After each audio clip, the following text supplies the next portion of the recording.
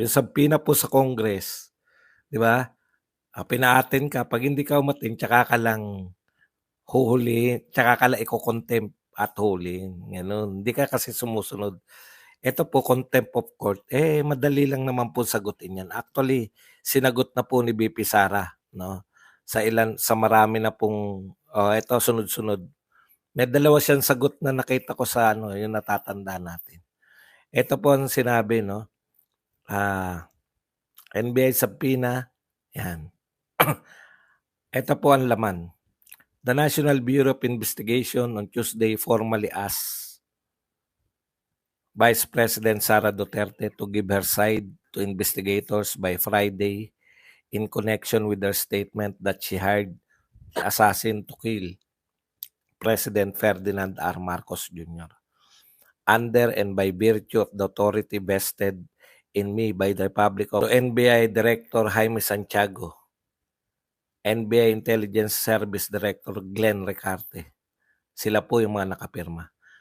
Bakit po binigyan ng subpoena? To shed light on the investigation for the alleged grave threats under 282 of Revised Penal Code and possible violation of Anti-Terrorism Act. Okay, ito po ay yung November 3 statement ni Duterte said she had already tapped an assassin to kill President Marcos. Ayan, Lisa Marcos and House Speaker.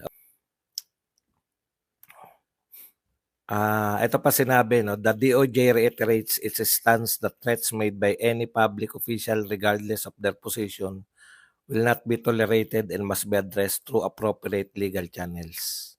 And there should be no room for interpretation when it comes to statements made by public officials.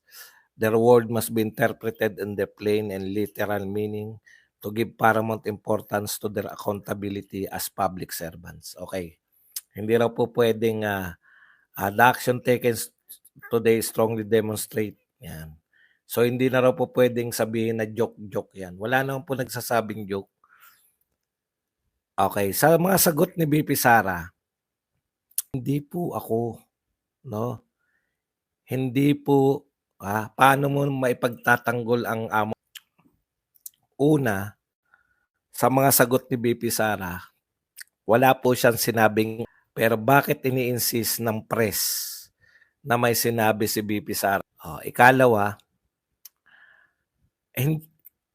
kaya po taken out of context kasi may pinagmulan. No? Meron pong pinagmulan yung sinabi niya na yun. Minus yung pinagmulan, kung hindi nyo po isasama yung pinagmulang statement, talagang maliligaw kayo na gustong-gusto pong gawin ng mga supporter ni BBM. No? Okay. So ano po yun? Ayon kay BP Sara, may mga pangyayari na tinatanong siya. Isa yung Romanov. Di ba? Meron tanong na ganun. Yung pertaining for, actually sinasagot niya yung tanong. No? Na yung katanungan na hindi ba siya, parang yung sa security, di ba?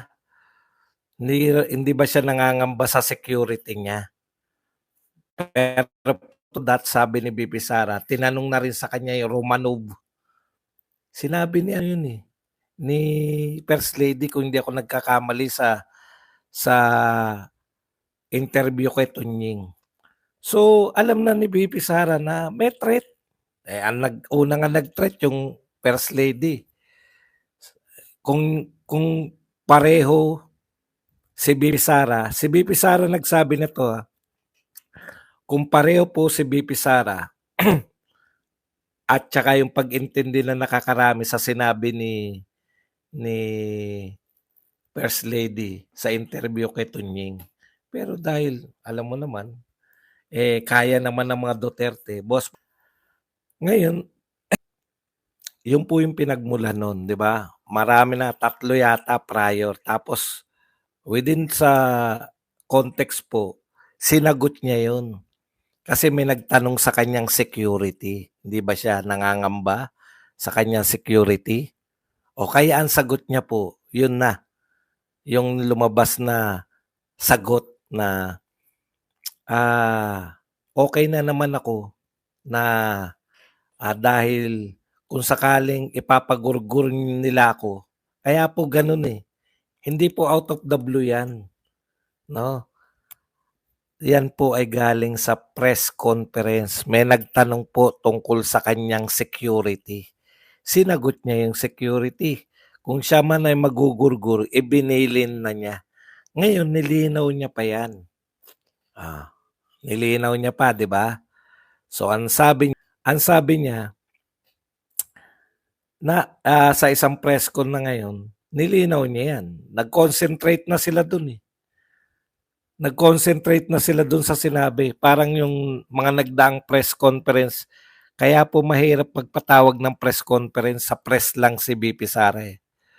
Kaya BP Sara at sino man po yung nangangalaga sa press people ni BP Sara, bakit po press lang po ang iniimbitan nyo?